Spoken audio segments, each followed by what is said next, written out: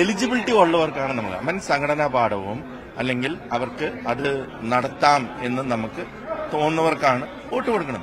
അങ്ങനെയുള്ളവർക്ക് വോട്ട് കൊടുക്കുന്ന അവർ വിജയിക്കണം. അതിന് മേലോട്ടുള്ള ഒരാൾ ഇലക്ഷനിൽ നിന്നാൽ അവർ ജയിക്കും. അതിന് മേലോട്ടുള്ള ആളുകൾ നിന്നില്ല എന്നുള്ളതാണ് ഈ ഇലക്ഷന് സംഭവം. ഇത്രയും.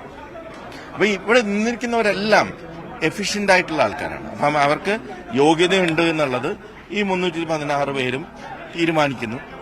അവർക്ക് വോട്ട് ചെയ്യുന്നു. അപ്പൊ നമ്മളതിനെ ബഹുമാനിക്കുന്നു, അതിനെ റെസ്പെക്ട് ചെയ്യും. അല്ലാതെ ഇതിലൊരു ഫൈറ്റോ അങ്ങനൊന്നുമില്ല. പ്രൊഡ്യൂസർ അസോസിയേഷനിലെ മെമ്പേഴ്സ് യോഗ്യത ഉള്ളവർ ആരാണെന്ന് തീരുമാനിക്കുന്നു. അവർക്ക് വോട്ട് ചെയ്യും. അവർ വിജയിച്ചു, അവർ നടത്തട്ടെ, അത്രയല്ലുള്ളൂ. അതിനെ കുറിച്ചൊന്നും കമന്റ് ചെയ്യാൻ ഞാനില്ല. നത്തിങ്. വേറെ എന്തെങ്കിലും? യെസ്, ആടുത്തുള്ളിനെ സംസാരിക്കും.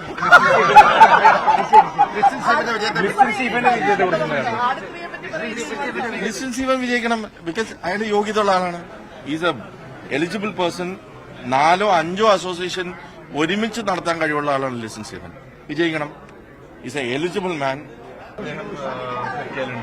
അദ്ദേഹം ഡിസ്ട്രിബ്യൂട്ടേഴ്സിലുണ്ട്, അദ്ദേഹം പ്രൊഡ്യൂസേഴ്സിലുണ്ട്, അമ്മയിൽ അങ്ങനെ ആവട്ടെ. എലിജിബിലിറ്റി, അതായത് കഴിവ് എന്ന് പറയുന്നത് ഓർഗനൈസിംഗ് കപ്പാസിറ്റി എന്ന് പറയുന്നത് അത് നമുക്ക് കിട്ടുന്ന, നമുക്ക് അങ്ങനെ നാച്ചുറലായിട്ട് കിട്ടുന്നത് ഓർഗനൈസിംഗ് കപ്പാസിറ്റി ഉള്ള ആളാണ് അദ്ദേഹം നടത്തട്ടെന്ന്. ബിക്കോസ് അദ്ദേഹം അതിലെല്ലാം ഉള്ള കാരണം എല്ലാ കാര്യങ്ങളും അദ്ദേഹത്തിന് അറിയാം. കാരണം അങ്ങനെ എല്ലാ സംഘടനയിലുമുള്ള ഒരാൾ വരുമ്പോ അതിന്റെ ഗുണം എന്താന്ന് വെച്ചാൽ പ്രോസ് ആൻഡ് കോൺസ് ഇത് അദ്ദേഹത്തിന് അറിയാം. അതായത് ഏത് സംഘടനയ്ക്ക് അല്ലെങ്കിൽ എന്തിന് എങ്ങനെ പെരുമാറണം എന്നറിയാൻ പറ്റുന്ന ഒരാൾ വരുന്നത് നല്ലതല്ലേ. കാരണം അദ്ദേഹത്തിന് അവർ പറയുന്ന പോയിന്റ് പറയാം, ഈ പറയുന്ന പോയിന്റ് പറയാം.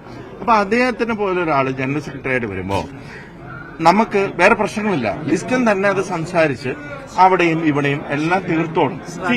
പിന്നെ ഡിപ്ലോമസി എന്ന് പറയുന്ന ഒരു കാര്യമുണ്ട്. അതായത് ഒരു സംഘടനയുടെ തലപ്പത്ത് വരേണ്ട ആൾക്ക് ഒരു ഡിപ്ലോമസി എന്ന് പറയുമ്പോൾ നമ്മൾ എങ്ങനെയാണ് അതായത് ഒരു ഇഷ്യൂ വരുമ്പോ അത് തീർത്തു തരുന്ന ആളാണ് സംഘടന, അല്ലാതെ ഒരു ഇഷ്യൂ ഉണ്ടാക്കുന്ന ആളല്ല.